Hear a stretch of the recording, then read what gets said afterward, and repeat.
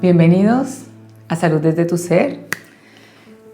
Con este video doy comienzo a la serie de videos en la que les cuento cómo ha transcurrido mi vida a partir del inicio de los síntomas hasta hoy, 25 años después. En este video les voy a narrar cómo fueron esos primeros síntomas y cómo fue el proceso de diagnóstico. Yo pienso que los primeros síntomas aparecieron siendo niña, pero como no fueron síntomas recurrentes, ni crónicos, ni muy llamativos, se fue dejando pasar. Esos síntomas eran que me dolían las piernas, cuando tenía mucha actividad física me dolían. El pediatra decía que podían ser dolores del crecimiento, que de los dolores del crecimiento tenemos que hablar. El caso es que empezaban a última hora de la tarde y mejoraban con el descanso, amanecía bien.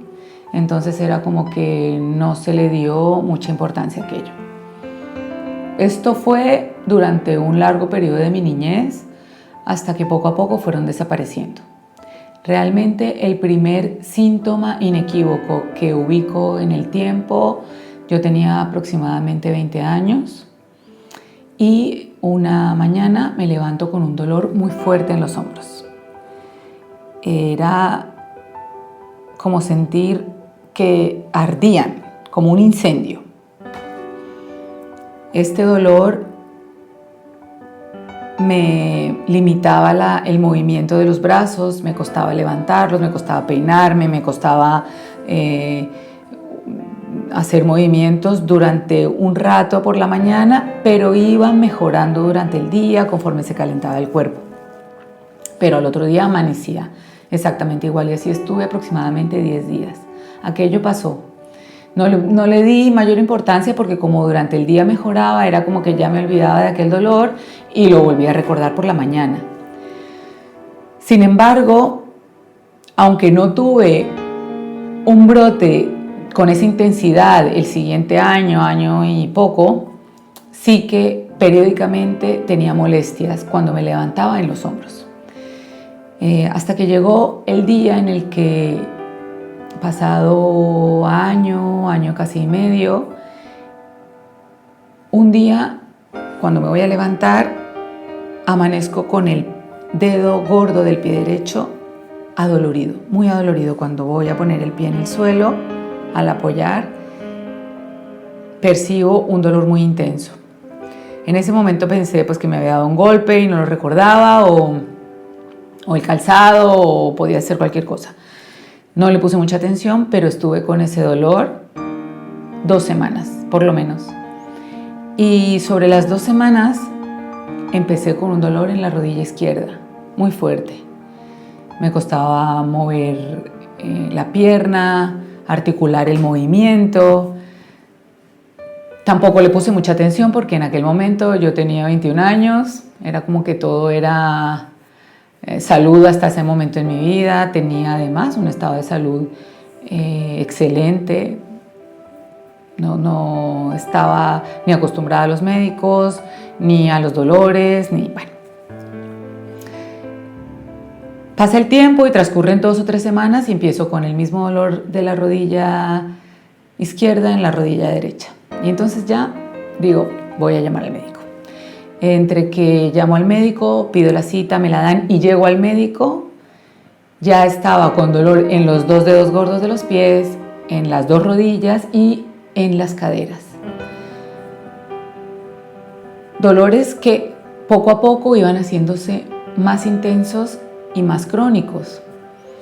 Me remiten al médico internista y él me empieza a hacer una serie de pruebas de diagnóstico. En ese momento todo sale bien, salvo los ANAs, que son unos anticuerpos que en estado normal deberían dar negativos y a mí me salieron positivos, y la velocidad de sedimentación globular, que también salió alta. Bueno, ahí empezó todo a barajarse, toda una serie de posibilidades acerca de qué enfermedad era la que podía estar cursando, y la primera fue gota, que podía ser gota. Me hicieron pruebas de diagnóstico, algunas muy invasivas, y la descartaron. El siguiente diagnóstico fue lupus. Eso fue, lo recuerdo con mucho dolor y con mucha angustia cuando el médico dice que podría ser esa enfermedad y me habló un poco de ella. Era como que no podía ser, ¿no? Y de hecho empiezo con tratamiento farmacológico de lupus que no controla la enfermedad, y de hecho me fueron cambiando los medicamentos cada tanto tiempo, porque en vez de estar mejor cada vez iba peor. Estaba menos controlada la inflamación y el dolor. Entonces me remiten a un joven reumatólogo que llegaba de hacer su especialidad en Estados Unidos, que era una persona muy competente, que tenía muchos conocimientos de nueva generación en el tratamiento de artritis reumatoide, que fue lo que se empezó a barajar cuando, después de hacerme ciertas pruebas más específicas, descartaron el lupus. Y esta persona fue la que realmente vino a detener el proceso de inflamación y a disminuir el dolor. Con fármacos como el metotrexate. El metotrexate es un medicamento que se usa es quimioterapia. Empezó a usarse en pacientes con leucemias, aplasias medulares, y lo que se empezó a ver fue que mejoraba mucho algunas enfermedades inmunológicas, y se empezó a usar con éxito en cuanto a que paraba el dolor, paraba la inflamación en este tipo de enfermedades. ¿A mí qué me pasó? Que ese fármaco me alteró muchísimo. Todas las contraindicaciones del prospecto me dieron. O sea, es un inmunosupresor, baja las defensas. Yo que no tenía un resfriado, una gripa, un constipado, nada, me empecé a enfermar muy seguido, náuseas, dolor de cabeza, bajada de peso. La verdad es que fue una época en la que aún no se había controlado el dolor, no se había controlado la inflamación, y adicionalmente llegan todos esos síntomas. O sea, no quiero ni recordarlo. Y en ese momento el médico me dijo que era un proceso normal hasta que el cuerpo adquiriera tolerancia al medicamento, que efectivamente así fue. Unos meses después ya poco a poco aquellos síntomas fueron remitiendo y yo me fui encontrando mejor, y en aquel momento uno lo vive como un milagro, porque después de estar en los infiernos del dolor, poder moverse y poder retomar con cierta normalidad la vida, aunque nunca volví en ese momento a retomar la actividad física como antes, porque si bien en una vida sin mayor sobresalto físico estaba bien o relativamente bien, si por lo que fuera me pasaba, corría o alzaba mucho peso o movía demasiado los brazos, al otro día tenía un brote de dolor que costaba de más controlar. Ahí estaba tomando no solo el metotrexate, sino otros medicamentos y adicionalmente, ocasionalmente analgésicos, y cuando me daban estos brotes incluso tenía que incluir corticoides. Con todo ello, la vida pues transcurría en una normalidad muy relativa y sí muy limitada.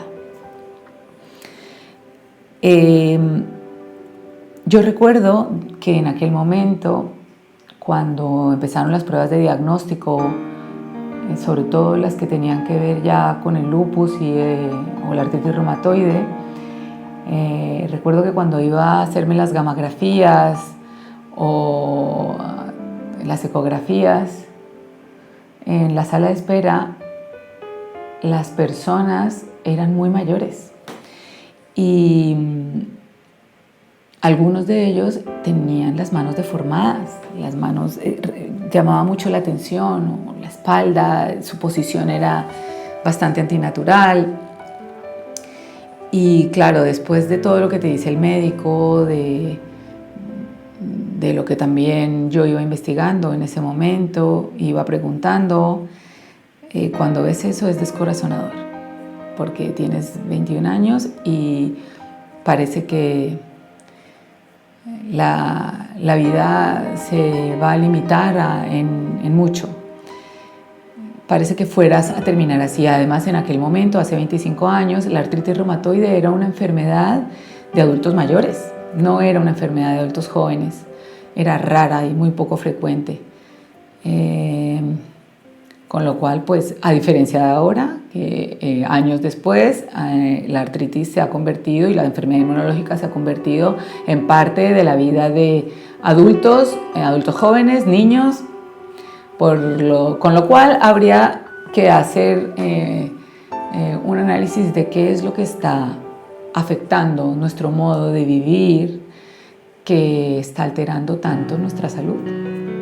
Hay mucho que ver en esto y lo iremos desgranando en el transcurso de los videos y del tiempo. El caso es que, bueno, con toda esta batería de fármacos se logró lo que en ese momento era más importante, que era detener el progreso de la enfermedad. Porque, según pues, bueno, me explicaban, y es lo que la medicina convencional dice, hay que detenerlo porque no se puede hacer nada, es una enfermedad incurable, es degenerativa, pero deteniendo el progreso, pues se para el deterioro de la articulación, la erosión del hueso, que eso luego conduce a deformaciones, a pérdida del movimiento, incluso a muerte prematura. Recuerdo estas dos palabras, muerte prematura, que no es que me hayan dicho que eso iba a pasar, pero estuvo en el discurso médico y aquello me pareció una sentencia. Y por eso quiero terminar este video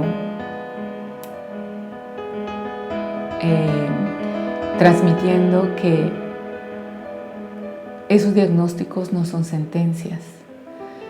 Las sentencias médicas no deberían existir. Ese tipo de diagnósticos nos deberían llevar a pensar en que tendríamos que hacer cambios en nuestro estilo de vida, tendríamos que poner el foco en algo que efectivamente está afectando nuestro sistema y ponerle remedio. Y no pensar que con ello lo único que llega es malestar y desgracias. Sí se puede trascender esos diagnósticos, se puede cambiar totalmente la vida y se puede volver a la salud plena.